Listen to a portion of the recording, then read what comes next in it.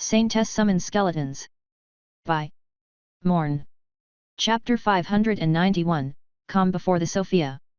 Already sat down on one of her workshop's tables. I would take Odolite blood without even thinking if it were me, but you shouldn't let that influence you, she told Sofia. So you do know about them? Or is the prospect of a new crafting material just that enticing? Sofia asked. Both. Both. There isn't much I know about the Odolites, that goes for pretty much everyone else, since they're a race that went extinct during or at the end of the Lost Epoch. What we have are some old records and carvings, a few partial skeletons and old broken scales. As for what they were exactly, I think flightless dragons is the best way to describe them. Like drakes. Aredes clicked her tongue. Come on now, I said dragon not lizard. Some people out there think Odolites were actually just dragon kleptra half-bred, but we haven't had that kind of freak accident ever happen in recorded history, so who's to say? Oh. I don't know why I never even imagined that this could be a possibility. Nor would any sane person. Seriously, who in their right mind would want anything to do with the kleps when it comes to this?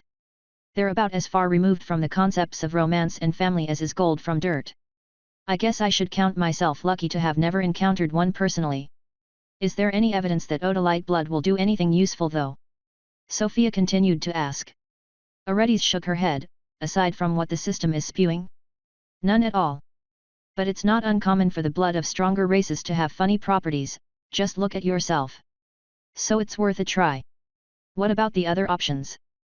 You are correct in your analysis. As far as I can tell, underworld water is not the easiest to procure and can be very useful especially for someone at your level, so pretty great for now, but it will become underwhelming as you get stronger. Everything else I wouldn't give a second glance. And of course Leviathan is stupid, forget it. Might as well just kill yourself now in any other less painful way if that's what you're going for. Is it that bad? Aredes laughed, then became serious again all of a sudden. There isn't one person who has fought the Leviathan and came back alive to tell the tale. Sofia nodded, and was about to jump to another subject when she picked up on a little something. Is that implying some people did come back, just not alive? Sofia visibly saw Aredes shiver at the question, which said more than any answer ever could. Trust me, you do not want to know. All right. Should we try the Odolite blood, then? Decided already, sweetie? Take your time, I'm working on something big at the moment so I won't have time to play with that much no matter how much I want to. Ah, really? Sorry for taking up your time, Sofia apologized. Don't be ridiculous, I'm not a few hours short, but learning how to properly handle Odolite blood could take me months depending on what it really does, so I can't do that now. Oh, thank goodness. Then, if it's not too much of a bother, I have another request, Sofia started, before walking close to Aredes and whispering something. Are you crazy? Aredes asked, shocked at Sofia's demand. Do you not remember what I said about that before? She stopped, looked at Sofia, and sighed. Listen. If you really want, I can take you there. But I won't come to rescue you if anything happens. Of course. I would appreciate it if you could tell me everything you know about it so that a rescue won't even be necessary in the first place. I couldn't find anything when I looked for information on it. Yeah, no wonder, kid, the little that is known is better not recorded anywhere. I'll tell you about the time I went there myself, but that won't take you far. Better than nothing. Thank you so much for helping again. Don't mention it, kid, that's what a grandma does, isn't it? I've not even been doing a great job at it, I even forgot all about that crazy-ass Stabrone and his obsession with divine essence. Gotta thank Philip for reminding me about this one. After several hours spent chatting with Aredes in her workshop, Sofia left and started to wander around Zephyr's Obsidian Mountain sect. Despite her not recognizing anyone here, most of the sect's disciples actually knew Sofia as Saria's sister and stopped to greet her. It wasn't until she found a huge statue of herself and Saria fighting over Victory's crown atop a fountain that she understood how they all recognized her. It even has the usual details of my bone armor and everything. Seriously, isn't that a bit excessive? Whoever sculpted that is seriously talented. Looking around, Sofia ended up walking into a tavern inside the sect, managed by the largest orc she's ever seen, who promptly offered her free drinks once he recognized her. Not one to refuse free things, Sofia walked up to a free booth in a corner of the tavern's upper floor, and watched the lively night market of the sects starting outside around the fountain plaza. A masked, cloaked figure entered the tavern a while later, while Sofia was relaxing, sipping on her drink. They ignored everyone and silently walked up the stairs of the tavern before sitting at Sofia's table. "Found something you like?" Sofia asked. The person took something from under their large black cape and put it on the table. It was a rather thin leather-bound tome with the title Faces of the Divine. Sofia opened it, quickly looking through a few pages. Another book full of drawings. The first few pages were of people Sofia didn't recognize, and they were all unlabeled illustrations, so it was hard to get anything out of them, but Sofia stopped at the drawing of someone she recognized. Moon? The signature mouthless face of the goddess and her strange white and blue attire were unmistakable, and exactly as Sofia remembered. She closed the book and read the title again. Before opening the book again, and looking through all of its 28 pages with renewed attention, she recognized a total of 4 gods from the book: Moon, Sun, Life, and Victory. All captured in their physical form in vivid details. Sofia closed the book again and looked at the masked figure. "Where the hell did you even find that, Perith?" A skeletal hand came out from under the cape, pointing at a bookstall in the market outside, managed by one of the sect's disciple orcs. Really? For once, Sofia spent a while analyzing every drawing with Perith. Much later in the same night, Sofia received some news from Mr. Scribe, who had been busy negotiating with the admin dagger. The idea was to try to do something about how Sofia received her new skills, as she was lacking skill slots and the dagger's fully random keywords weren't helping with making relevant skills. Since Sofia had the skills for level 260, 270 and 280 to pick, the scribe had suggested trying to see if the dagger would allow for one stronger skill instead of 3 regular ones, but the dagger apparently was not very easy to communicate with, and was not especially compliant. Still, Mr. Scribe had spent much time trying, and he finally brought results. "It was hard, but I have managed to finally push one of my attempts through. Here is the deal: we only get 1 skill instead of 3, as we wanted, and it will be of the relative complexity normally allowed for the next filter. So far that's great. It can be made with up to 4 keywords arranged in any order. More than great. But I still do not get any say in what the dagger actually does with it. We only get 20 keywords instead of the 30 we should have gotten, and they are to be completely random. That is to say, absolutely random words from the dagger's entire language database, not even skill parts." "Oh." Mr. Scribe gave Sofia control of her mana back, leaving her with the choice to accept that deal over the regular 3 skills or not. Since she was already relaxing with Perith anyway, she explained the entire situation to him and asked for his opinion, hoping that he would be able to express it somehow despite his restrictions. His answer? A shrug followed by a few nods. "Pretty close to what I was thinking as well. All right, Mr. Scribe, give it to me. Generating skill nodes, please wait." Chapter 592, Golden Opportunity. Skill nodes successfully generated. You may select up to 4 to create a skill. Skill will be passive or active depending on chosen nodes. Skill may be permanent depending on chosen nodes.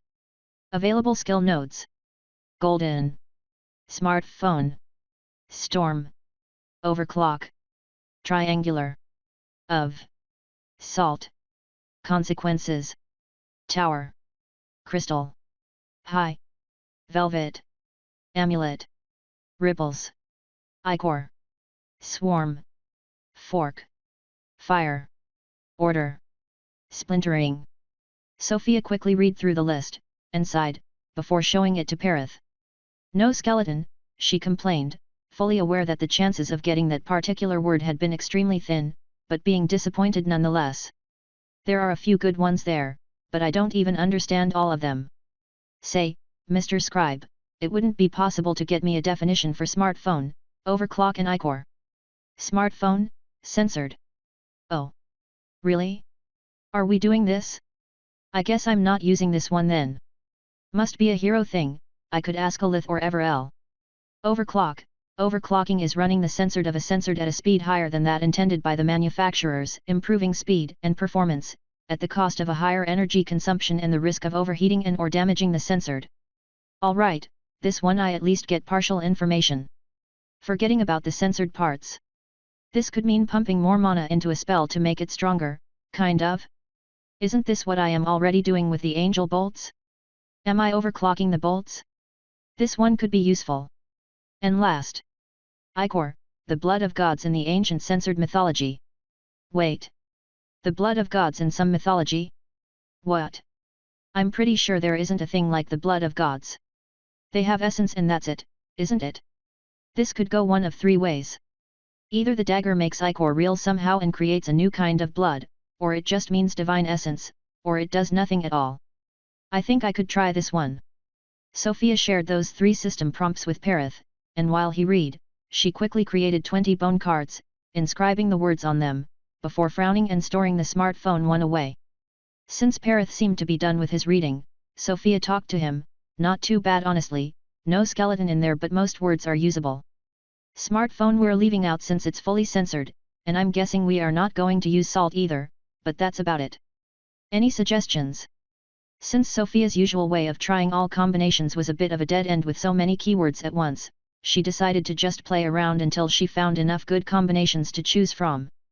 Perith hesitated for a bit before moving some bone cards around. Storm of Golden Fire. That has got to be the most basic combination possible, but I can't argue with the fact that it would at least create something useful. High Storm of Fire also works. Wait, actually, even better, get rid of the High Golden Fire Storm, Sofia analyzed. Perith seemed very happy about that suggestion, nodding along with Sofia's train of thoughts, so Sofia spawned a bone tablet and wrote a first line, 1 High Golden Fire Storm. Sofia played with the bone bits, moving the storm card around. Storm in general is a great base, but it doesn't go well with many of the other words. Fire works, I think crystal and splintering could also work well.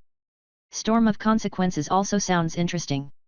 And I don't know why but Velvet Storm feels like a funny combination.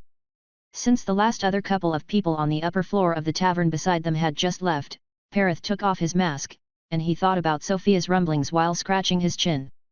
After considering things, he started moving the bone cards. Splintering Velvet Ripples Storm. Oh! I like the sound of that. Sofia reacted, etching that on the second line of her bone tablet, and High Splintering Crystal Storm on the third line. That should be enough storming for now. Amulet is an interesting keyword too, that could create a nice invoking skill. Let's see. Amulet of High Overclock feels like it could help make other skills stronger, maybe.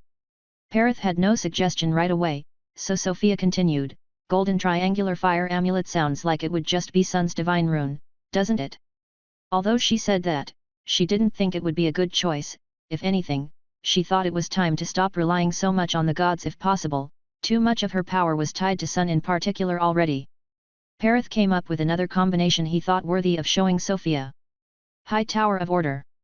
Sofia was a bit surprised by the strange suggestion, before she caught on a few seconds later. Oh! That kind of feels like an alternate name for the system's trial towers. Is that it? Yet I can see it. Not sure what the spell could do though.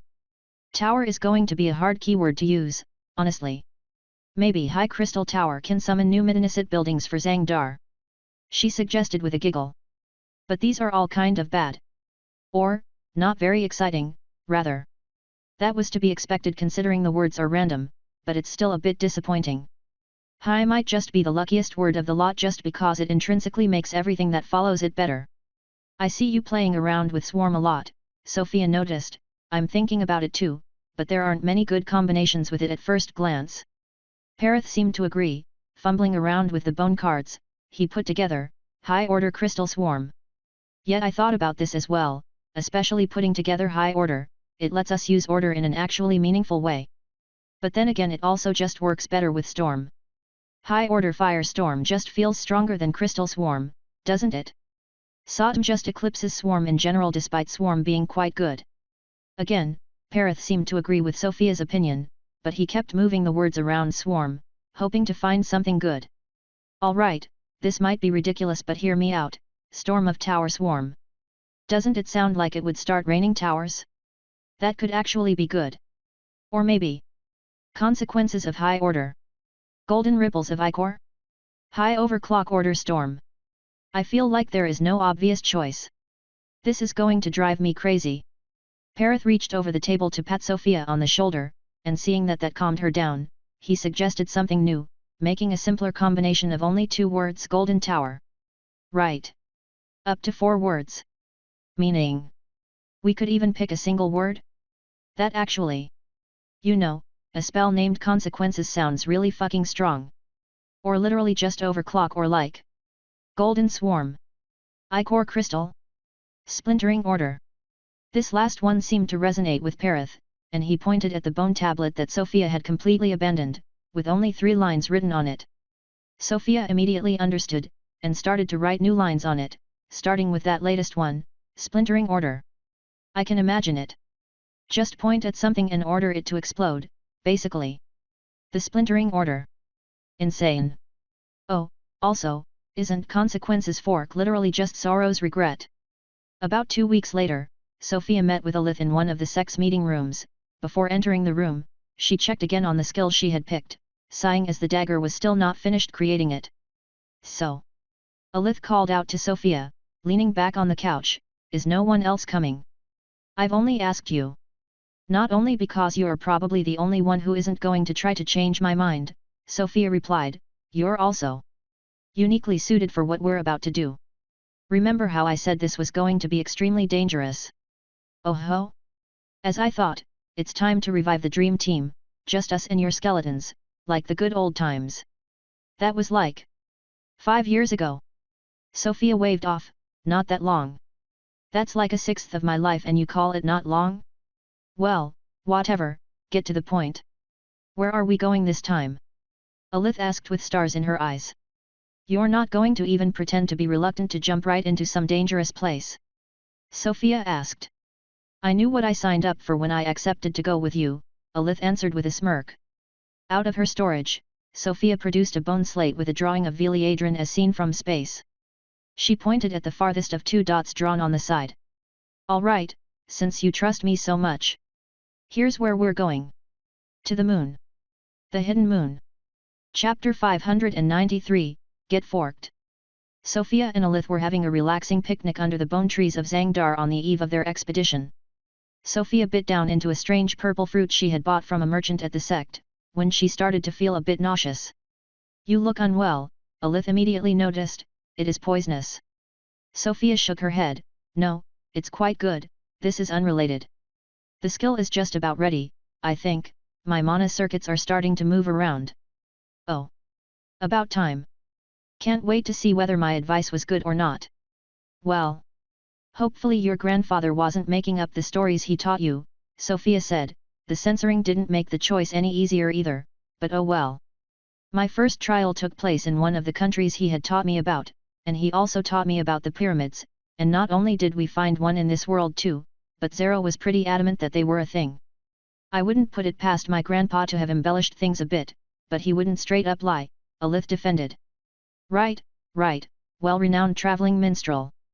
Yet you ended up living alone in a mountain hut collecting herbs. And you don't know any instruments. He still had all the instruments and trinkets from all around the world, so I can at least say for sure that this was true. It's just that he had to retire due to his shaking hands sickness, Alith explained with a shrug. Either way, this specific mythology was very entertaining to learn about.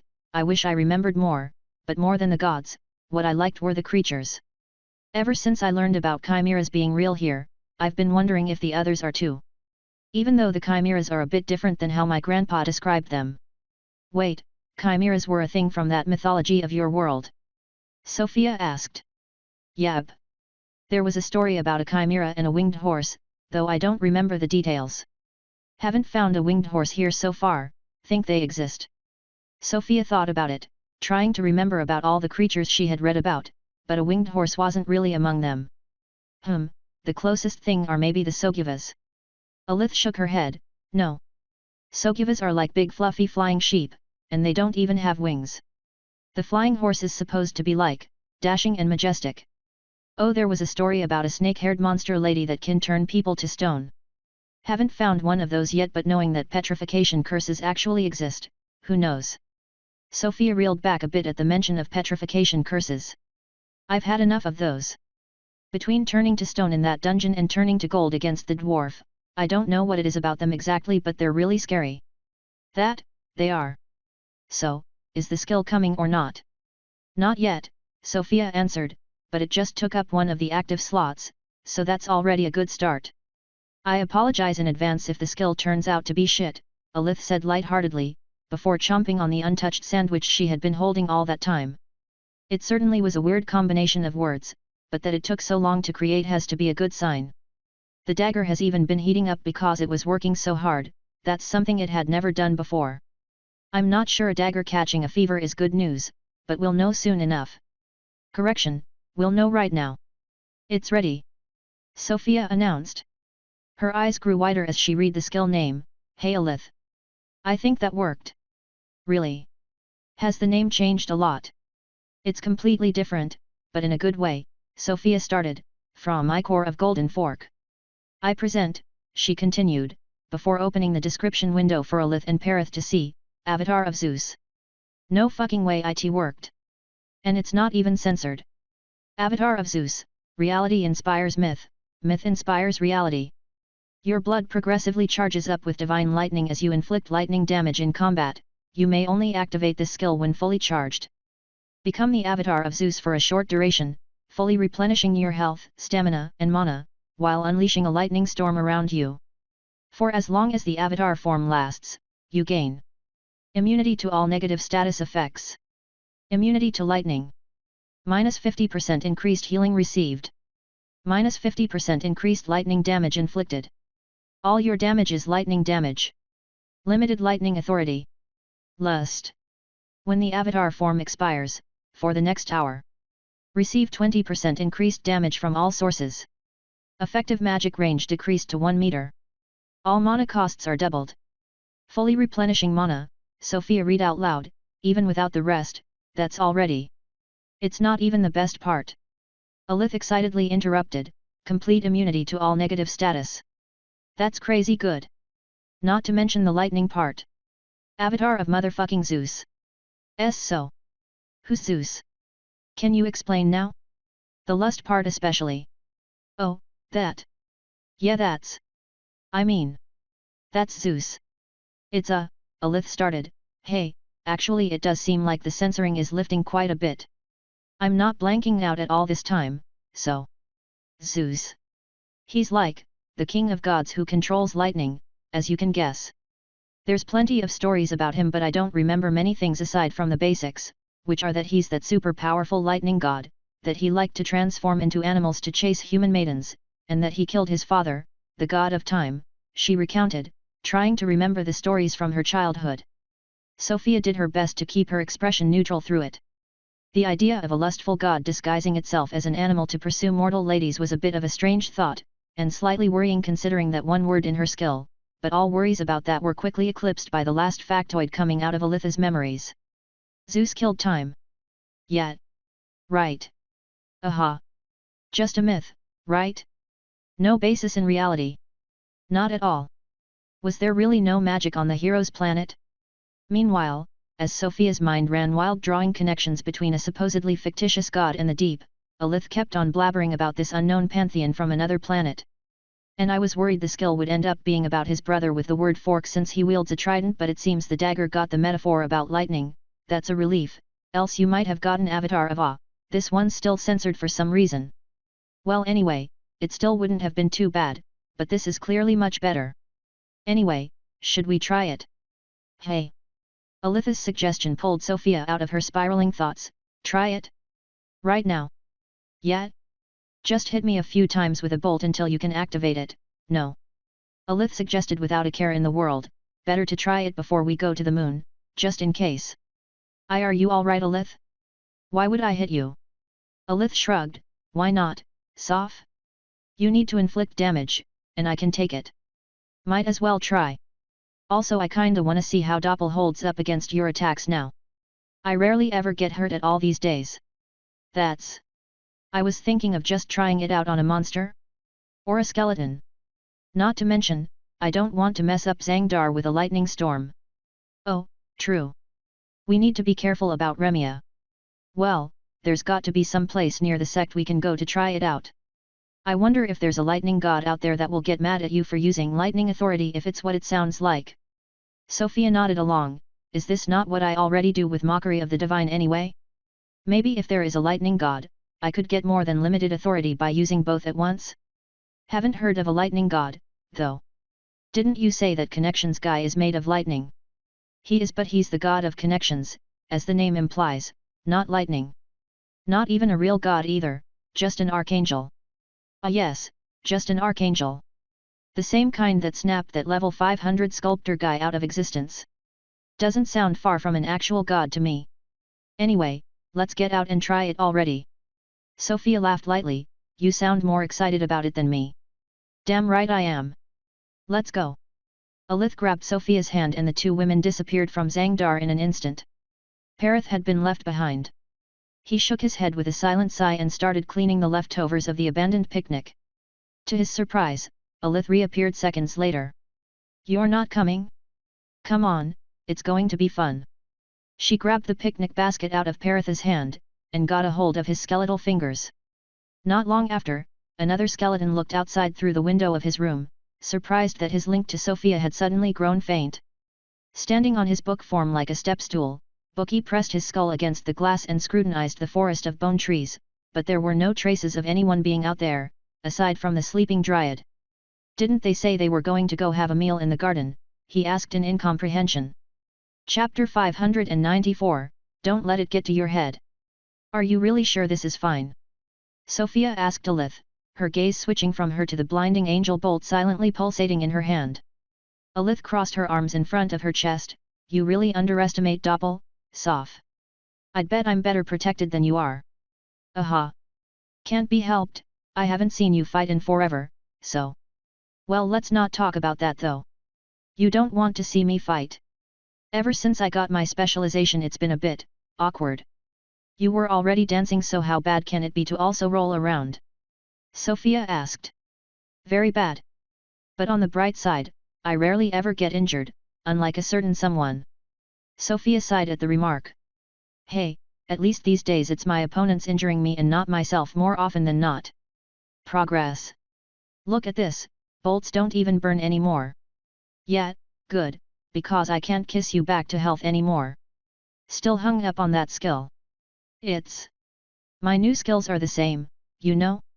My entire class is like this, I always get the most random things.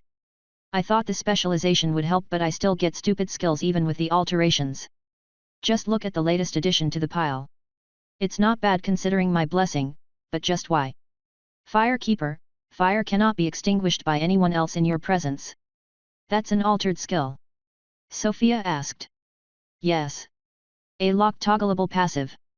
I was a bit too eager to get my new skills and didn't even check before accepting, so I'm stuck with it now, Alith explained. You're too impulsive for your own good. But at least you get simple skills, every single one of mine is several paragraphs, it's becoming a headache to keep track of everything, honestly.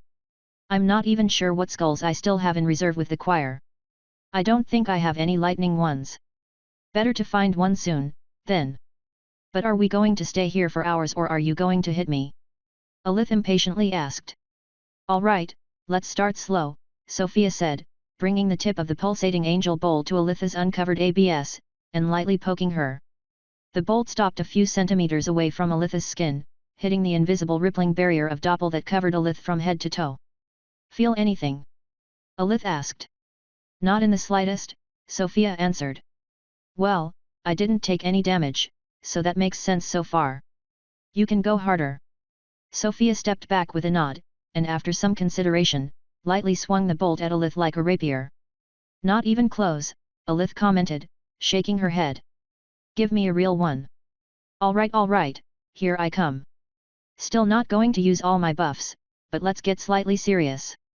Sofia grabbed the bolt with both hands and got into a proper stance. The strike was swift and violent, the bolt crashed against Alith's shoulder, sending sparks of plasma flying. There was a light cracking sound, but the bolt was repelled, almost sending Sofia flying back. Almost there, Alith said, having not moved an inch, her arms still crossed in front of her chest. Doppel really is tougher than I gave him credit for, Sofia said, surprised. Told you so. I don't have a lot of health or mana, but my defenses are on point. Sofia nodded, and that's with you not even trying to defend. It's not helping with testing the skill though, I don't think I've charged up at all yet, so let's ramp up a bit more, she said, before taking the admin dagger out of its bone sheath and stabbing her mana heart a few times. You just casually killed yourself to stack one with suffering? You're a real lunatic, Alith commented with a smirk when Sofia was resurrected by one of her unlife runes 3 seconds later as if nothing had happened. Even in death, she had not faltered or fallen, and her sustained angel bolt stayed stable in her hand. Says the one who's asking to be hit by said lunatic's lightning bolts. The things I wouldn't do for a friend, Alith answered with a smile on her face. Hit me. Sofia sheathed the dagger back and once again grabbed the bolt with both hands, this time with doubled strength. The bolt struck the same spot as before, blasting through Doppel's defenses and starting to dig into the flesh of Alith's shoulder until Doppel's invisible shield reformed almost instantly, pushing the bolt back out. The damage was only superficial, but finally Sofia started to feel something, a tingling sensation in her veins, spreading in from the tip of her fingers. It was far from enough to activate the skill, and it disappeared almost as fast as it came. Aw crap! It's not just damage, it's sustained damage. I won't be able to keep it charged between fights. Are you good? Sofia asked. How much damage was that? No issue, just a superficial wound, Alith answered, which was convincing until she winced slightly when she shrugged. That was just a few thousand health points. I don't even need to heal myself, my passive regeneration is already taking care of it. How about your skill? It charged a bit, but that's already gone. I'd probably need to strike you like this 1,000 times in a row before it's fully up. It really wasn't much damage, Alith said, looking at her shoulder that already looked as good as new. Doppel, don't defend against the next one. Let's see how that goes. That's going to hurt, Sofia warned. I know. Just hit me right there, Alith said, pointing at her waist. I already have some experience getting cut in half, it won't kill me, and it's good training for me. I need to get more used to pain. Sofia nodded and readied her bolt. She readied her bolt. There was a moment of tense silence. Sorry, I can't, Sofia apologized, lowering her plasma weapon. Wha really? Nothing's gonna happen, are you really the same person who just stabbed her own mana heart? The same Sofia who used to char herself to a crisp to cast a spell several times a day to hunt Phagiad with me. Sofia dispelled the bolt. It's different. It was still fine when I knew you had Doppel, but I'd rather not see you cut in half again. Ack. Sofia. It's fine, let's just go find some bulky monsters to terrorize and get this avatar form going. Meanwhile, Perith just watched from the side. He nodded to himself as if saying, now you get it, Sofia. It did not take long for the trio to find a group of giant bramble-tusk boars in the valleys surrounding the sect. Sofia knew from Saria that hunting a few of the monsters there was perfectly fine for the sect as long as they didn't disrupt the ecosystem too much. The large boars' levels were only in the early 200s, but they were quite resilient, making them good targets for Sofia to keep whacking her lightning stick at. After she had killed about a dozen of them, with about that many remaining in that one group, she finally felt full, the tingling energy of lightning filling her entire body. She instinctively knew it was ready to erupt. You might want to take your distance just in case, Sofia warned, and both Perith and Alith, who had been continuously occupying the boars by blocking all of their attacks, nodded and backed out. Sofia kicked away the tusks of a boar that charged at her, and she unleashed the skill. Avatar of Zeus. The transformation was not instantaneous. At first, it only felt like a shockwave going through Sofia's body as she activated the skill, then she felt an irrepressible need to scream, as a strange sensation crawled beneath her skin, as if something was going to burst out from her forehead. Dark clouds gathered above. Sofia screamed. Her forehead burst open. From within surged a torrent of lightning-imbued flesh, swallowing her whole. The boars instinctively stepped back at the sight, one of them even abruptly stopping his charge, which sent it tumbling down the valley. The godly flesh wrapped around Sofia like a constrictor snake, and quickly solidified into something new, a new body above her body, a 5 meters tall godly figure with rippling, bulging muscles and long flowing hair like a thunderstorm, her chest covered by a simple white toga and with lightning clouds gathering all around her. It was still Sofia, but it also was not. She opened her eyes, and lightning fell. A deluge of volatile electricity sweeping over the land and scorching the earth. The angel bolt was still in her right hand, larger and longer than ever. It had grown with her to become a deadly stake of lightning. Looking around, Sofia was shocked. She had not done anything yet, but the boars were all dead. She turned around to see whether Perith and Alith were unharmed, and they were, but it looked like Alith was speaking, yet Sofia couldn't hear her. She could hear nothing but the rhythmic, inebriating sound of her heartbeat, and the flow of the warm ichor running through her veins. Chapter 595, No one can hear you scream. More lightning formed around Sofia, the bolt in her hand grew larger. She was not trying to do anything, but the sight of Perith and Alith had triggered something. She needed to attack, to fight, and with a lack of enemies in sight, she instinctively turned to the other targets. She had the imperious need to destroy and kill, to massacre and devour. The divine lightning in her veins was steadily fading, and the avatar had only one goal, to survive, even for a second longer. The avatar raised its hand, the bolt aimed at Alith. Sofia could barely understand what she was doing. A searing pain assaulted her mind. The scribe was straining himself to send a message. It was brief, but pain brought Sofia some clarity, and an intense sense of dread at what she had been about to do. Sofia's hand clutched the lightning bolt so hard that the wild plasma dug into the avatar's lightning-immune flesh. She fought to close her eyes. Focusing on her breathing and her heartbeat, on the strange, fake divine energy that coursed around her body and mind alike. She progressively calmed her overflowing emotions, the thunderstorm surrounding her started to wane, and she regained her ability to form coherent thoughts. Yet still she felt a pull, an attraction. It was not toward the pleasure of the flesh, as one might guess from the name, although it was part of it, but this emotion, this lust, was all-encompassing.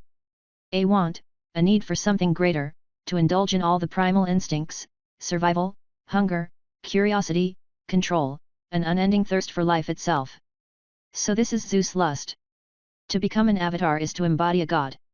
It comes with one's powers but also its flaws, its personality and ambitions. But what of a god who does not exist? Sofia could feel the answer very clearly. They want to become real. What the dagger has created. This skill is dangerous.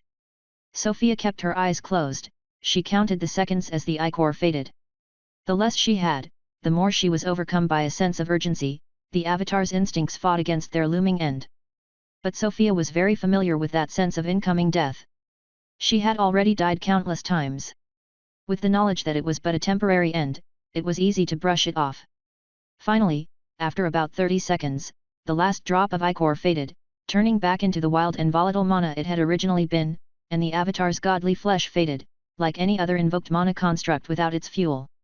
Sofia dispelled the bolt she was still holding and fell to her knees, breathing heavily. Alith and Perith were already by her side. Only now did Sofia's distorted hearing come back to normal. Sofia! Are you back to your senses? Hey! Alith asked, worry and guilt clear to see in her eyes. It took Sofia a second to regain her breath, random arcs of electricity still appeared out of nowhere all over her body. She felt weak, and like caged in a small bubble her senses were all faint, the after effects of the skill were more debilitating than she had expected them to be, but she forced herself to give an answer. I'm good. You don't look it. Do you remember what happened? It was like you were hypnotized. Alith told her, placing a hand on her shoulder, completely ignoring the leftover electricity assaulting her arm. Yes. It was not like that and more like Zeus took over my body for a second. Zeus doesn't even exist. Alith worriedly refuted, I might have made a mistake telling you to choose this. No. It's fine. I can work with this. I just need to be careful about when and where I use it, Sofia tried to reassure her, grabbing Peritha's extended hand to hoist herself up. The power is worth the risk. Is it? I really didn't like seeing you like this. You almost shot a bolt at Perith, you know. Aha. Sorry about that. I just wasn't ready, Sofia apologized, feeling quite shameful. I'll know how to handle this skill now. It's a good thing that we tried it out before I tried to use it in a real fight. Alith sighed. Just be careful. Sofia, Alith, Perith, and Bookie were patiently waiting in Arete's castle on the moon. It really feels weird to be here, Alith commented, looking at Veliadron through the window. Do you think Earth looks the same from space? Earth. Bookie repeated. The name of Alith's old planet, Sofia explained, I imagine it's pretty similar. Blue seas, green grass, and white clouds. But didn't you already get to see that on your way to the third trial? I wasn't in the right mindset to appreciate it back then, Alith explained, not to mention how I could barely hold onto my incomplete mana heart, I could hear faint whispers from all around me. It was a weird time. Right. I wonder how else the orator's essence influenced your heart. You no longer have it, right? I don't, Alith confirmed, turning around, but it feels like it's not completely gone. Sometimes it's as if it were still there, but that is only a fleeting feeling. It happened when you tried the new skill the other day, actually, but it was quite faint. Strange. I can't say I feel anything like that with the two I have. I wonder when Afinareth will show up again. Alith shrugged, who knows, maybe he will soon? You said the hidden moon had something to do with the deep after all, right? That's what Aredes implied, at least. And one of my false lord skills should be there, so I'd tend to believe her. Right. But we have no clue where exactly to find it, Alith continued. Indeed. That's why we are going to retrieve the dead god first. I know exactly what to look for, the shape of the building I saw in the vision is burned into my memory, I'll know the moment I see it on the horizon. Hopefully it's that easy, but things always go in a crazy direction when I'm with you. Sofia laughed lightly, I think that's just my fault. Reflecting on the things I've done since the orphanage days makes me numb just thinking about it, but I keep just jumping into the next situation by myself every time. Hey now, don't take all the credit. It was me who decided to explore Zangdar the first time. It was also me who had us embark on a pirate ship. But still, Alith said, turning back around to look at the void outside, I never expected that this is where we would end up. You sound nostalgic. That's just what the night sky does to me. Looking at the stars, Alith's voice trailed off. After a few seconds of silence, she tore her eyes from the window again, shook her head as if to wake herself up, and started stretching. Well, let's get stranded together again. Sure thing, Sofia approved, and we've got one more team member this time. Right, I'm happy I finally get to go on an adventure with Bookie. Adventure. Bookie repeated enthusiastically, brandishing a wooden sword the engineer skeleton had made for him a few days prior. I don't think I've ever seen my living room so lively, a voice commented from the door. You're already back? Sofia asked as she turned around. Aredes had said she needed some time to prepare, but she had only been gone for a few minutes. Yes, just the time to make a small thing for you all, I only had enough to make one, so use it well, the dragon bunny told everyone, handing a rune-covered orb of an unknown material to Sofia. What is it? Sofia asked, accepting the fist-sized orb that she instantly noticed she couldn't identify nor store in her ring. Your emergency exit. Where you're going, nobody will be able to come save you if something goes wrong, and spatial magic is greatly restricted. If you use this, just blast it with a lot of mana and it should give you a few seconds to activate your teleportation to the Margin Castle. Single use, sadly, so don't waste it, Aredes explained. Oh. Thank you. Is the original plan still a thing, though? Of course, Aredes confirmed, just come back to the place I left you and I will be able to bring you out of there. But if you're unable to make it back? You warned us plenty already, Alith said with a shrug, part of the deal, don't worry about it. If we die we die, but thank you for the help, though. The recklessness of youth, Aredes said, turning around to leave, try to all make it back in one piece, will you? Now follow me, it's time to go. Chapter 596, Bury the Light. Aredes brought everyone to the dark side of the moon. The hidden moon was right there. Much smaller and not so far away compared to the planet. It looked just like the regular moon, at first glance, unnaturally so. Is that it? Alith asked, looking up, it doesn't look as dangerous as you said it was. Wait, no. It's the same, Sofia said, turning toward Aredes, who was also looking up at the celestial body, the same as this moon. An illusion, Aredes said under her breath. Moon found this sibling of hers distressing to look at, so she hid it with her reflection. If we are to call me the Moon Guardian, then this is what I am guarding, more than the moon we stand on, she explained, I prevent people from going there, to be exact. But if it's you, then maybe. If it's me. Because of the deep, right? Yes. But even then, I am uneasy at the thought of letting you go. I have no advice to give. I could never find the courage to explore it myself, not knowing how dangerous it is. The people we lost to it. It's that bad? Alith asked. Aredes gave a weary nod. Dragons and gods alike have gone and never returned. Not even their name is left for their family to remember. As far as I know, Moon and Avros are the only two to have ever gone and returned, though that happened long before my birth. It was bad enough that they mutually erased their memories of that expedition, and Moon has been hiding this forsaken place ever since. That's not right, Sofia chimed in, someone else has to have returned. How else could the admins have found a spell from the deep there? Unless the dagger is lying.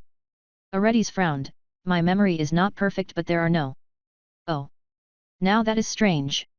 Remembered something? Alith asked, seeing Aredes stand there silently. Not quite. But it feels like I am just about to. This. Yes. I remember now. Nex.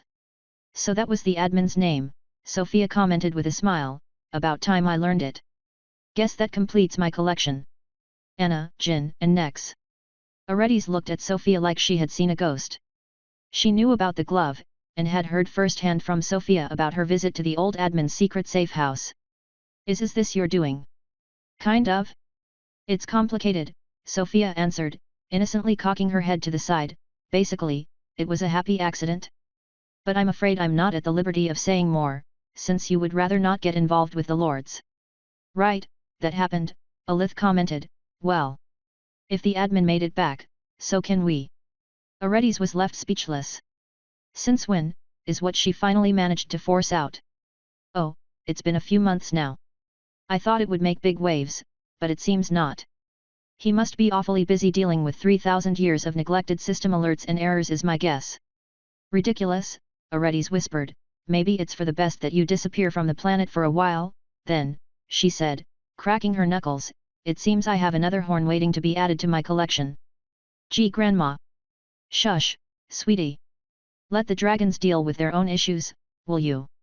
Aredes answered Sofia with an evil toothy smile, her bunny woman form slowly degenerating into her draconic human form is a weird uncontrolled transition, before she seemingly instantly calmed down and her bunny ears sprung out of nowhere again.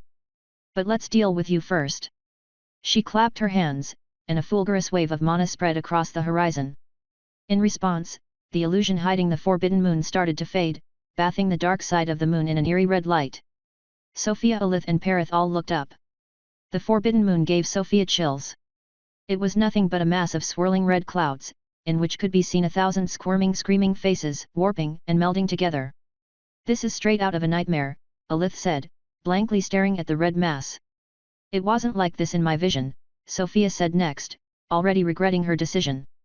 Even Perith looked unsettled, and Bookie, in his book form in Sofia's arms, was shaking like a leaf. Do you see that largest grotesque face on the top right with mismatched eyes? Aredes asked. It's the only one which never disappears no matter how much the clouds shift. The center of its left eye is the literal eye of the storm, the only safe place from which to enter the clouds. How do you know? Sofia asked, afraid about the potential answer.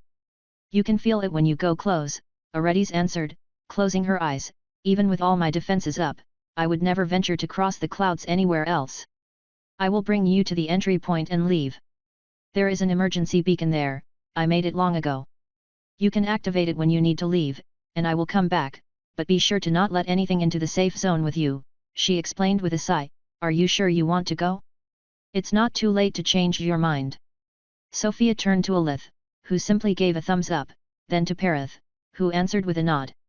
Bookie could not answer in his book form, but Sofia could feel his anxiety. Are you going to be all right? She asked, caressing the book cover. That calmed his shaking a little. I cannot pass up on a full quarter of my false lord class. Let's go, Sofia confirmed a final time. Aredes never took her dragon form, she flew everyone along with her, enveloping them in Ramana, bringing them from one moon to the other. Everyone felt a sense of dread as they approached the hidden moon's twisted red clouds through the silence of space. Sofia's instincts begged for her to leave this place and never turn back, but she was committed to this expedition. I have been to the deep itself. She thought. We will all be all right. Unease grew as Aredes slowly brought them closer to the grotesque screaming face which hid the entrance to this cloud-covered moon. The face's swirling left eye was smaller than the other one, a calm vortex in a much darker shade of red. They got close enough that Sofia started hearing the sound of the wind, harsh and unrelenting, like a constant storm. Plumes of red clouds silently shot up, lightly caressing and grasping at the mana bubble Aredes was keeping in place around everyone, as if prodding for a way in. No one dared to say anything, and Aredes ignored them, focused on keeping the trajectory in line with the slowly drifting eye of the storm. Finally they pierced the clouds, sinking into progressively dark and darker shades of red until everything went black, the howling of the wind quietened, and the fall finally stopped. Even with her ability to see in the dark, Sofia could barely make out that they were somehow inside of some sort of a round hall, thanks to the dim glow of Peritha's eyes. Fully armored, she herself was not emitting any light. Surprisingly, the air was fresh and breathable, with a faint floral aroma that was hard to describe. Aredes took out a bright light stone lamp, illuminating the hall. "Here we are," she announced, her voice oozing with the unease that she reserved for the topic of the deep. Sofia looked around the grand round hall. They had entered from the dark round hole high up in the ceiling, where the structure hinted there might have once been a cupola of some sort. There were no windows and a singular other exit, in the form of closed double doors. The hall was overall mostly empty, devoid from any hint of its original purpose, but a few things remained. In the center, a large crystal was strapped to an enchantment-covered contraption, Aredes' emergency beacon. On one side, a large number of old wooden desks and chairs were piled up messily, many of them broken into pieces, and on the other, a few disparate tombstones with no name were lined up against the curved wall. After making sure one last time that they did not want to turn back, Aredes lightly hugged every member of the expedition, and left without looking back. "Well, here we go again," Alith said, breaking the silence and tension, her voice a mix of dread and excitement. "Indeed. Well, since this hall is supposedly the only place we can use our spatial storage, let's take out everything we might need before we step out these doors," Sofia said, her eyes fixated on the ominous closed doors. One thing in particular was a bit disturbing to her, although, considering everything that she knew, it was not that much of a surprise. This hall and these doors. They feel distinctly human. Chapter 597, Poking and Prodding. "Man, you're starting to look like some sort of queen or something. Crown, cape, scepter, at this rate all you lack is the white horse," Alith commented, seeing Sofia bring thing after thing out of her storage. "Do you really need all that?" It's just my usual stuff. Though the cape is new, I guess, but I'm not going to not wear a divine item, especially this one." "Aha," Alith laughed, "I'm not saying you shouldn't wear it, just that you're starting to look like you borrowed your style from Zire and Iwarat." Should I take off the saint set?" "No need to take it so seriously, Sof, I doubt anyone's going to judge our looks out there, I'm just saying." "I know. I'm just a bit more self-conscious about my image these days. Have you seen that statue of me in the sect? It's frankly a bit embarrassing. Saying that when you're the one making statues of everyone? Well anyway, it's still fine, just that if you get more things you'll need to give up some at one point. The crown and headband together is already pushing it a bit in terms of looks, but I don't think it's anything you should get embarrassed over. Just look at me, a talking bra, black pants and mithril boots. I have the opposite issue, basically." "Yes, speaking of. That's all you're taking?"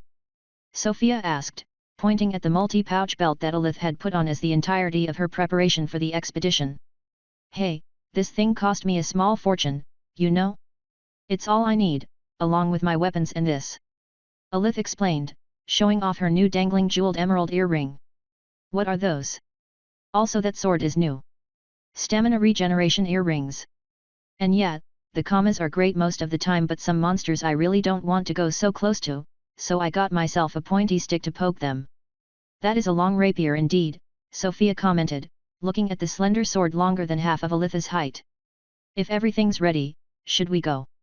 Alith asked, seeing that Perith was also waiting after putting on his commander jacket. Actually, do you have some space left in your pouches?" "Not much, but I do." "All right, then here, take this," Sofia said, handing over 3 of her crystallized mana pearls to Alith. "I have one hidden in my armguard, but it's inconvenient to keep more on me, so you can use them yourself if you need." "Oh, sure. Smart having those on hand." Alith took the pearls and slid them into the pouch hanging over her left hip. After that, the 2 women checked over their preparations a final time before walking over to the closed doors. Unable to stay still any longer, Alith was first to the doors. "There's something written there." "Can't read it." "It's Draconic, I think," she said, prompting Sofia to come quickly. Sofia quickly translated the 2 lines in her head. "Oh. These are warnings. 2 different messages. The first one says something along the lines of, 'You who have come here, Turn back while you still can. Signed A&M. Avros and Moon. Alith guessed, not shocking considering what already said. The second one must be from the admin, then. Sofia shook her head, the second one isn't signed so we can't be sure. It says it will be my lifelong regret that we failed to heed the advice above. There is only pain and suffering ahead. Great. Yet. Not very reassuring.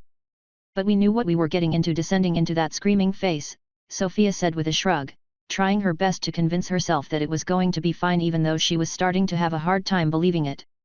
Either way, we're not turning back now, are we? Then let's get to it, Alith decided, grabbing the door handles and pulling them open. Oh whoa, she reacted with a shiver running down her spine as she observed the scenery that had revealed itself beyond the doors. It feels like the day we discovered Zangdar all over again.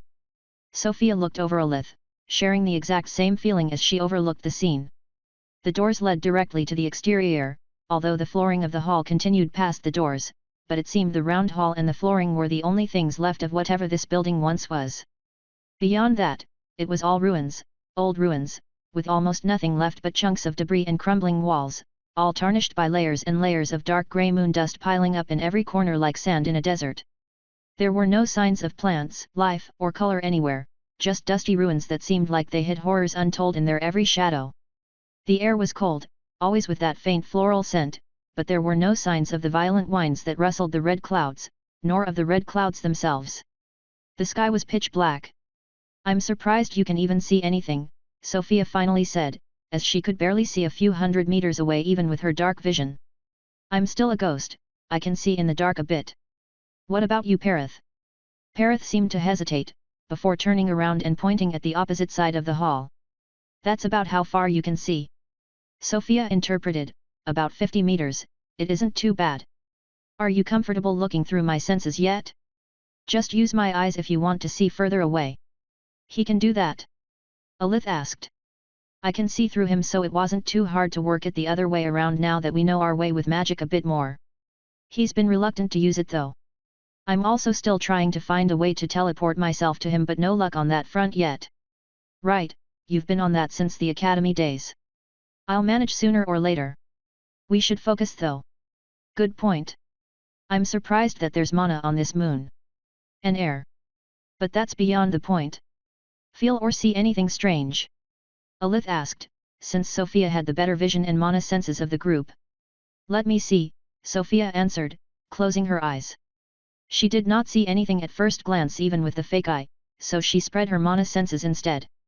She had enough mana and divine essences now that she could spread her mana senses for several kilometers in such an open area if she simply focused a bit. Sofia felt nothing strange, at first. Although there was some mana in the air, it was quite calm, more than the regular outdoors, and there were no signs of any living being disturbing that peace anywhere. Something feels wrong. She could not tell what exactly, but it was like one of those times when one forgets what they were about to say. Like missing something obvious. Of course. Sofia finally realized. One of her biggest worries about the Forbidden Moon was already revealing itself to be true. Deep creatures, she whispered. Oh shit, Alith whispered back, should I close the doors? They're not moving, yet. But there are hundreds, Sofia whispered louder. Parasites like the one you killed in the Sun Temple? Alith asked. I don't know. They're small, so not likely a main parasite. But it could be the flying swarms. I can't tell their exact shape because they're not moving. They're just like holes in my mana senses, hiding in the ruins. But the streets seem mostly clear. Damn, Alith said under her breath, so they're hiding in the piles of moon dust? How did you get rid of them back then? 2 ways, Sofia answered quietly, Iridian rot, but it's hard to make it stick. Or baiting them into falling toward the sun.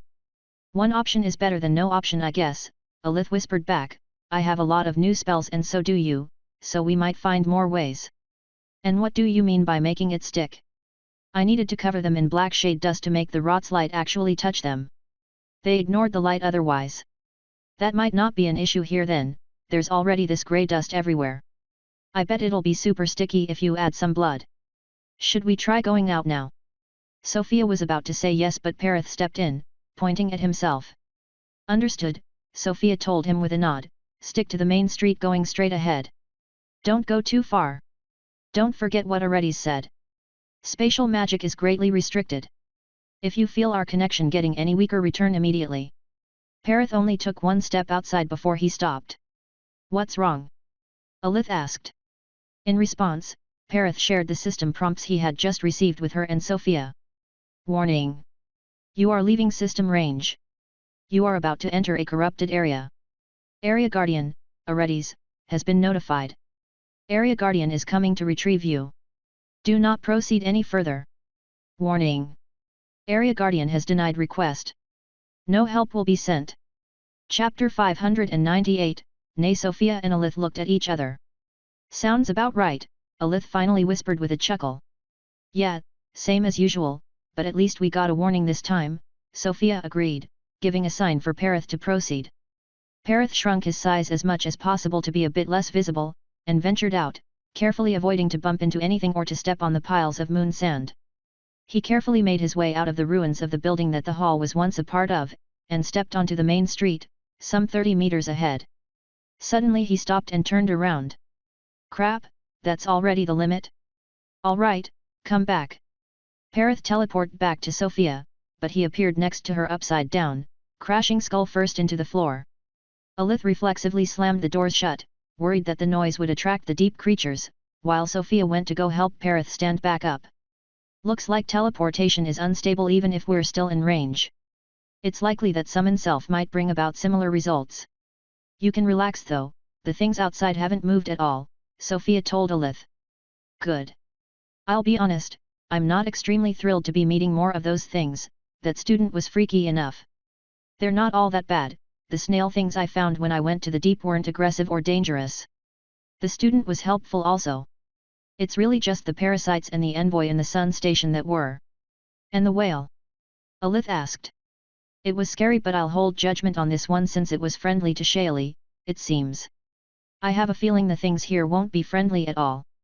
And yes, since space magic is disturbed, let me quickly check my ghost form, Alith said, quickly turning a bit translucent and back to normal. That's not too bad, I suppose. I can switch, but it's really unstable too. Feels like I might get forced back to the physical at any time, which could be dangerous if I'm inside a wall or something. I assume your graveyard will be the same. Seems likely, but no matter, I can do without. Let's all go out now, we won't get anywhere just staying here any longer, and the things in the dust haven't reacted to anything yet, so we should be pretty safe for the time being. We could dig one out and see what they're made of, Alith suggested as Sofia reopened the door. I thought about it too, but you know what the dragons say. No. Don't poke the sleeping kleptra. Alith drew her sword and stepped outside first, won't argue with that, I just hope we don't do a repeat of our first time with the Phagiad.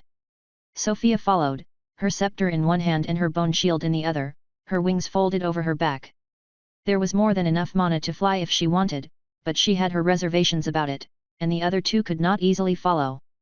Perith closed the march, closing the doors behind him. Sofia dismissed all the system pop-ups and took the lead. I'm the easiest to resurrect, so I should go first, she explained. You'll be the first to know if anything happens anyway, so no objection. The small group thus formed a line and advanced through the desolate main street, where not a single building was still standing, rare were those which even still had more than 2 walls. The very thin layer of moon dust covering the pavement made it slightly slippery, and resulted in the group going even slower than they wanted to. Wait, Alith said after about a minute of slow progression, bending down. She picked up some kind of ash-like flake that crumbled when she touched it. Frowning, she then pressed a finger against the pavement before bringing it to the tip of her tongue. What are you doing? Sofia whispered. Sofia, Alith answered, before spitting out a few times, a disgusted expression on her face, this is no moon dust. This is people dust. Ash. No. Refined palette says it's basically 100% human skin. What the fuck, Sofia reacted in a low whisper. She looked around, in the corners of the ruins where the dust accumulated, some piles of it were almost as tall as she was, everything everywhere was covered in the dark grey dust. How could there possibly be so much dead skin? After this disturbing discovery, the group was even more focused on watching out for anything strange, but they failed at finding much. Even when it came to understanding the city itself, not much could be said as so little remained of anything. The crumbling stone walls were devoid of decoration, and any furniture or other such things had long rotten away. Further along, they found some kind of a city square, or so they guessed due to the lack of crumbling buildings in that area. It was Perith who noticed something different, a brown thing half buried under the dust near a wall. "What is that?" Alith asked, unable to see well from where she was, as the group stood about 10 meters away from the thing, unwilling to come too close to the walls. "Looks like it could be a rusty horseshoe." Sofia guessed, there are some of the deep creatures right on the other side of the wall. Buried in the dust. I can't believe they're all around us and we still haven't really seen a single one. Think it's dangerous to go retrieve that thing? Might be. Let's try to grab it from her with a bone pole. Sofia promptly started pulling a bone strand out of her armor to make a foldable pole with a hook at the end. She used it to grab the thing from a distance and pull it back without coming any closer and while monitoring the deep creatures. "They haven't moved at all," she said as Alith grabbed the thing Sofia had just fished up. "Good to know. And this is definitely not a horseshoe. It's all rusty and faded, but that looks like a signboard with a boot, doesn't it? Cobbler shop." "Seems so," Sofia agreed, the grooves underneath might have been the shop's name. "Can't read it." "Those don't look like any letters I know," Alith commented. "Must be language from the Lost Epoch," Sofia guessed. "I've never seen it either, but it would make sense humans spoke another language 30,000 years ago. The common language is only as old as the system, so there was already ancient human, so this would be lost human? In my world we just had a different language for each kingdom basically. Though to be fair it was more like regional languages even. In your world people can't fly or teleport around, so it's not so surprising languages were more local. But considering the circumstances here, this might not be lost human and more like moon human? I do wonder what happened to them, though, no signs of skeletons anywhere. Isn't that normal?" Alith asked. "If it's been 30,000 years, everything would have decayed by now." "I'm not so sure. Anything would take a while to decay here. It's pretty dry, and there are no signs of animal or plant life. Just deep creatures and skin dust. If there's skin I'd expect to also find bones, or at least teeth. Teeth are the last thing to wither away normally. But here there's just nothing. Maybe the deep monsters ate them," Alith suggested, placing the fully rusted crumbling signboard back on the ground. "Hopefully not," Sofia answered, starting to walk again. She decided to keep going in the same direction, as it would at least make it easy to find their way back to the hall if they needed to. A few hundreds of meters further, it was Sofia who found something, the tip of a root coming from underground that had pierced the pavement and spilled onto the street. "So there are plants here after all?" The small visible segment of root the size of an arm was darker than the moon dust, and its exterior was like gnarly twisted bark and looked humid, as if covered in a thin coat of lustrous transparent mucus. Identifying without a connection to the system was basically like simply asking Mr. Scribe for his opinion, so Sofia was not surprised when she did not get any results. "Doesn't look like anything I know," Alith said before Sofia could ask anything. "I don't feel any mana from it, but let's not touch things we don't need to." "Agreed, let's press on." The trio advanced through the silent ruined city. Not much changed, the deep creatures hiding in the dust did not move nor react to their presence at all, and the only thing of note was that they noticed a few more of the roots coming out of the ground here and there, with no sign of a single tree anywhere. Until Sofia suddenly froze. A giant hole had appeared out of nowhere in her mana senses, just about a kilometer ahead, and it was rapidly approaching in a straight line. She quickly looked in every direction to assess her best option, shushed Alith with the palm of her hand when she was about to ask what was wrong, grabbed Alith by the wrist and dashed out of the main street and into the crumbling ruins. She ran through the debris, avoiding the walls and piles of dust as best she could, and only stopped when she had led the entire group into another street. "Fuck. That was bad," Sofia finally said when she stopped. "What was it?" "You felt something." "Felt? More than just that. I saw it," Sofia explained frantically, a tall creature like some sort of giant elongated horse, galloping down the main street straight toward the city square. "I only caught a glimpse of it when we were already running, but it was huge and fast. If not for my mana sense expanding so far I wouldn't even have felt it coming before it reached us." The short scene incessantly replayed in Sofia's mind. She couldn't forget the haunting image of the strange creature moving with an unnatural fluidity, its massive form gliding over the piles of dust. "I didn't even hear a thing," Alith admitted. "Because it didn't make a noise, but it did not look friendly in the least, trust me." Was it all shimmering like the parasites? Sofia shook her head. No. It was that color, she answered, pointing at the piles of moon dust everywhere. Alith gulped loudly. Sofia's expression was ugly underneath her helmet, but she had to verbalize her thoughts. No matter how wrong they felt, I think there's a non-zero chance. It was human. Chapter 599, A Light in the Darkness. Ahaha, Alith nervously laughed, let's not jump to conclusions. But that would explain where the people went. Let's hope I'm wrong. Maybe it was just covered in the stuff. Either that or it's some kind of dead skin golem. I barely got a glimpse of it. With how you described the parasites from before, it wouldn't surprise me if it really was what's left of the people who used to live here. But that only makes me more curious about the things in the dust. Did they move at all while we were sprinting through the ruins? Alith asked, looking back at the path they had just come from. Not that I could notice, no. Maybe we should check what those things really are, then. If it's safe, better to walk through the ruins where we can hide than through the open streets, Alith suggested. You're right. Especially considering the speed that thing was moving at, it's probably only a matter of time before we run into it again. Sofia closed her eyes and searched for the smaller creatures hiding in the dust piles through her mana senses. She quickly managed to isolate a corner where there was only one. Found an isolated one, follow me. Sofia led Parith and Alith back into the crumbling ruins. Of each house, only a few broken walls remained, while the moon dust accumulated everywhere. Here, in this corner, Sofia whispered, there's one in that pile, and that's the only one in the room. There are many in the surrounding rooms, though. But still no movement from any of them. Should we just attack it? Alith suggested. I'd rather not if we don't have to. We should try to get a good look first. I'll try to blow the dust away, you both stay ready to fight if needed, but whatever happens try not to let whatever the thing is touch you. Understood, Alith replied, readying her rapier. All right. Sofia and the group were about 5 meters away from the dust pile, so it was well in range of Bone Dominus. Sofia pulled some bone out of her armor to make a hand fan, and controlled it from a distance, bringing it up close to the dust.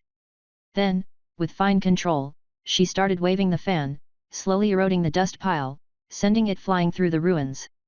Suddenly she stopped, and both Parith and Alith stood ready to strike. It moved, she explained, this one only, it burrowed itself deeper into the dust. Alith relaxed a bit. That's all? Should we continue? Sofia thought about it for a moment, before deciding, yes. Let's see what it really looks like, and what it does when it can't burrow any further. The more we know about these things the better. She started swinging the fan again. The thing burrowed itself deeper and deeper until it hit the floor. Sofia then decided to swing the fan one strong final time, as strongly as Bone Dominus would allow, which was not very strong but enough to blow away most of the remaining dust. The creature was uncovered. It was some kind of ugly four-legged spider-like thing the size of a man's hand. It seemed to be made out of the dust itself, as if birthed from agglomerated big flakes of dead skin. It made a hissing sound as its hiding spot disappeared, and quickly skittered away, jumping straight into another dust pile. It seems like we were worried for nothing, Alith said, sheathing her rapier back. Maybe, Sofia continued as she turned to face her, it's not moving anymore. I guess these things only care about hiding in the dust. One fewer thing to worry about. It did look like it was made of the skin dust, though, so I don't think you saw it incorrectly with the horse one. Yes. Still, I have to wonder what these really are, and how they ended up here. And most importantly, are they producing the human skin, or are they made from it? Hard to answer without capturing and studying one, but I don't know if we've got time for that, Alith commented. I don't think we do. We should leave the city. Everything is too ruined here. The building in my vision was in relatively good shape for a ruin, and everything nearby too. It must have been a different city. Alith nodded, then let's quickly get out of here. The group decided to return to the main road, where the horse thing had been spotted, and to follow it from the side, walking through the crumbled buildings. It was slower, but they could hide reasonably fast if the thing showed up again, and they were sure that the road would eventually lead them out of the city. The horse creature did not show up again, and the trio found the end of the city. The number of ruins became sparser and sparser before eventually there were none left. We're out, Alith said, pointing out the obvious. Outside the city was just plain flat-ish ground. Despite not being able to see far, it now felt almost like being back onto the normal moon. Strange that such a large city has no exterior walls, Sofia commented, looking back at the ruins of the last row of houses they had just left. Maybe they had nothing to protect themselves from, Alith answered looking ahead, it's all empty, after all. Nothing says it's always been that way. And the road continues, so it must lead somewhere. Let's see where that is, Alith quickly decided, starting to walk again. Wait, Sofia stopped her, it's the main road. If the horse thing comes again, we'll have nowhere to hide. Oh shit, you're right. Then let's follow it from a distance. The trio followed the road from far away, further than Sofia could see. To make sure that they stayed on track, Sofia had summoned Bookie's rat skeleton, and he went alone to check that the road was still there every so often. It would have been faster and easier to summon Crowy instead, but Sofia didn't want to take any chances with her favorite skeletons knowing that deep creatures were roaming around. Especially after she found out that she lost all connection to the rat as soon as he left her field of view every time. But thankfully, he always made it back. Several hours of this later, Sofia stopped. What's that? She saw something in the sky. A glint in the distant blackness, far ahead, much farther than she could actually see. It had only lasted an instant. Did you see that? Alith asked. You saw it too? Any idea what it was? Sofia answered. No. It was too fast, like a small star BL again. Alith exclaimed, pointing at the glimmer in the sky. Sofia missed it that time, but it didn't matter, because she soon saw it again. The ambient darkness started to lift. By the second, she could see further and further away. What's going on? Alith asked. I don't know. As the darkness vanished, Sofia could see far in all directions. Everything was the same barren dust-covered moon they had been walking through the last few hours, and she could start to see where the light had come from, the top of a dark tower. There was some kind of strange giant gem at the top, and it was progressively becoming brighter, which is what had dispelled the darkness, though the sky above was still pitch black. Then all of a sudden, a beam of light shot from the gem, huge and powerful, its cone shape shone brightly over the desolate landscape of the moon. Finally Sofia understood what the tower was, as the beam of light started moving. It's a lighthouse. I see that. Good news, finally we can see. Alith rejoiced, but Sofia was not so enthusiastic. The light was not a good fortune. It was dangerous. It was light from the deep, shimmering in a myriad of incomprehensible colors. As the gem atop the lighthouse rotated on its axis, so did the light. Slowly, it came toward Sofia and Alith, illuminating their surroundings. Sofia grabbed Alith and deployed her wings. Let's get out of here. She flew forward as fast as she could, dragging Alith along, with Perith following with quick jumps. Rushing toward the lighthouse, they only narrowly avoided the light by being too close for the beam to reach them. It harmlessly continued its course, drawing a circle around the lighthouse, and plunging this side of it back into darkness as it shone the other way. The group did not exchange a single word, only stopping when they reached the foot of the lighthouse. Finally Alith asked, do you think it was truly dangerous, that light? Sofia nodded, it's the same light and feeling I got from the parasites back then. I don't know why, but I can tell this light isn't good news. It's light from the deep. It shouldn't exist here. Alith looked up at the lighthouse. Well, clearly someone had a different opinion on the matter. Sofia shivered. And we can see how that worked out for them. Chapter 600 Fisherman. You sure are making faces I don't see you make often, Alith told Sofia. Unpleasant memories. The last time I saw that color as light I lost my dog. Right, that thing on a black spire, right? The lighthouse is pretty similar to how you described it, now that I think about it. Do you think there's also a tentacular envoy up there operating the thing? Alith asked. Sofia was more used to spreading her mana senses far and wide rather than high up above herself, but she still managed to barely reach the top of the lighthouse. There's nobody, she told Alith, the big gem making the light is like an empty hole, and so is the light itself. But beyond that, it's about what I would expect a lighthouse to be like. Really? Let's go up, then. We should still be careful in case the light is dangerous, but I'm curious to see how it is up there, Alith suggested, pointing at the door. The gem is at the top, on the outside. We could just jump up there. Alith scratched her head, I don't know if it's because I cannot see as far as you can, but I don't feel too safe jumping or flying up right now. Sofia answered with a nod, kicking open the thick rusted iron door of the lighthouse which had been barely holding up. The interior was quite dark, but that was remedied by Sofia taking off her helmet. The perks of having glowing hair and horns, Alith commented, could also just use a lightstone like a normal person. You're thinking too rich, a normal person uses torches, Sofia bantered as both women looked up at the spiraling stairs of the lighthouse. Right. Looks like they did, too, Alith remarked, lightly kicking at a rusty piece of metal lying on the stone floor, wall torch support. Hey! No traces of soot on the wall though, I wonder if they really ever used that, Sofia said, taking a first step on the stairs. Parath, stay here, you're too heavy. Parath answered with a nod, and the other two rushed up the stairs in under 2 seconds, stopping under the rusty ladder hatch separating them from the top level with the light. There isn't even any mechanism here to make the thing spin, Alith noted. No source of power for the light either, Sofia continued, not to mention the strangeness of a lighthouse in the middle of nowhere with no ocean in sight, or the fact that it randomly activated when we approached. Maybe we're the power source, Alith guessed. Maybe? It's probably safe to say it lit up because of us, but to call us the power source, Well, let's check the top level first. How do we do that? I don't want to risk another one of Bookie's skeletons. What if you send a graveyard nymph? With how messy the space magic is around here. Might not be the best idea.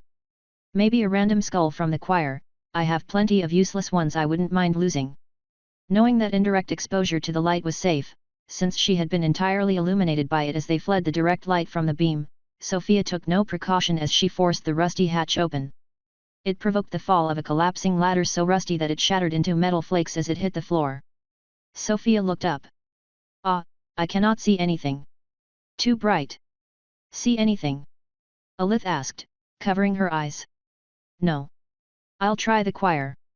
Sofia summoned the skull choir with a single horned creature's skull, and she controlled its position to have it slowly fly up into the blinding light. She left it there for a bit before lowering it back down. It was still a completely fine and full life undead. Maybe I worried for nothing, Sofia admitted. No, Alith disagreed, the light definitely does something. Else they wouldn't have built this lighthouse here in the middle of nowhere. I think so as well, but it doesn't look immediately dangerous, at least. Also I should tell you, now that we're closer and I can feel more details, the gem is actually mounted on some sort of mechanism. But I think all it does is make it spin. Can't find an energy source for that one either. Things don't just move by themselves. Maybe they use the ambient mana somehow, Alith guessed. I have a theory. Go on. What if the lighthouse never worked, like the light was meant to prevent whatever happened to the people here, but they couldn't get it to work? And it starts working when we're here? Because of the blessing of the deep, maybe? I could see that, Sofia agreed. Just a theory. So, what now, leader? I'm the leader now? I'd suggest stealing the gem if I could use my storage items, but now. It's probably better to just leave it there as is. Worst case it'll make it easier to find our way back to the hall, using it as an actual lighthouse. Alith nodded along. Fair, let's get the fuck out then, I don't like it here, and Parath is waiting. Sofia thoroughly inspected the choir's skull just in case as she followed Alith down the stairs, but she failed to see anything wrong with it, so she unsummoned it. Reunited at the ground level, the team waited for the right moment after the light beam passed to run in the direction they had been following until now, leaving the strange lighthouse far behind. A few minutes of silent running later, Sofia hurriedly stopped. Another lighthouse? Alith asked, unable to see as far as Sofia. I thought so, but no. Windmill. Windmill? Here. You'll see, Sofia said, starting to run again. There were indeed several windmills relatively close to one another in the middle of the surrounding nothingness. There was not a single sail remaining on any of the windmills, and really there was only one which was still in good enough shape to be recognized as one. I guess they had to feed themselves somehow. Hard to think anything could grow here though, Alith said, crouching down near the windmill, wiping the moon dust off of the ground, revealing the whitish-grey porous rock below. Even being generous, there's no way I could ever call this a fertile soil. Maybe you could grow moss, mushrooms, or creeping vines. Hard to say, I can see the start of another city from here, I think, not quite as ruined as the previous one, from the looks of it. Let's not waste time here, then. As they approached this new set of ruins, Sofia noticed something different. There's no deep creatures hiding in the dust here, she told Perith and Alith, but there are moving ones. Fast? Alith asked. No. Quite slow, in fact, but that means nothing. The parasite moved slowly too, until it saw me. It's weird, though. They're strangely tall. How tall? I don't know. We should go see. It's almost like moving poles. You've got me curious. The group carefully approached the city. The ruins were only slightly better off than the first city, with taller bits of walls remaining and the occasional unbroken window panes here and there. There was just as much moon dust accumulating in the corners, but no creatures inhabiting it. Sofia led the group to one of the moving poles. They watched from as far as they could, hiding behind a low wall. What in the actual fuck is that thing? Alith whispered in a disgusted tone, I'd rather hug a phagiad than to touch that. The creature was like a star. If a humanoid creature was to be stretched to look like a kid's drawing of a star, that was what the thing looked like, 5 conical appendages linked together at their base, 2 of them being used as legs, 2 as arms and 1 as a head. The appendages were made of many layers of the dark grey dead human skin, overlapping over each other like bulging folds of fat. The thing was perhaps about 2 meters tall, and was stumbling around in one of the houses, bumping repeatedly against a wall like a brainless zombie. There were no distinctive features like eyes or a moth anywhere, but what stood out the most was what Sofia had mistakenly thought was the entire creature at first, the moving pole, which was some kind of dark pulsating tether, made of the same overlapping layers of dead skin, linking the top of the head cone to the dark sky above. Feelings shared, Sofia agreed, keeping her voice low, I wonder what it's linked to. You can't see. No, the tether disappears straight up into the sky, I have no idea where it goes. I wonder if we should try cutting the tether if one attacks us. That might kill it off. Nothing's stopping us from verifying that, we have enough long-distance attacks to safely try, Alith suggested. Sofia looked at her, then back at the creature, before shaking her head. You should be more scared. Even if it looks dumb, I wouldn't be surprised if it was as strong as it's ugly. There has to be something that killed the gods and dragons who came here before. Maybe it was the horse thing. But maybe it was that. What makes you more wary of these than the smaller ones? I don't know. Instinct. Sofia said first, observing the grotesque creature sluggishly wriggling around like a brainless worm. She continued, the vaguely humanoid figures, the tethers disappearing into the sky. Say Alith, don't you feel like this looks like the hook end of a fishing line? Alith reeled back at the strange idea of a creature in the sky trying to lure in people with this otherworldly bait, and, unwillingly, the scabbard of her rapier loudly scraped against the wall. The creature suddenly turned around, and the tether above it coiled unnaturally as it spun, its twisting movement accompanied by a series of dry, brittle cracks, like ancient bones splintering under pressure.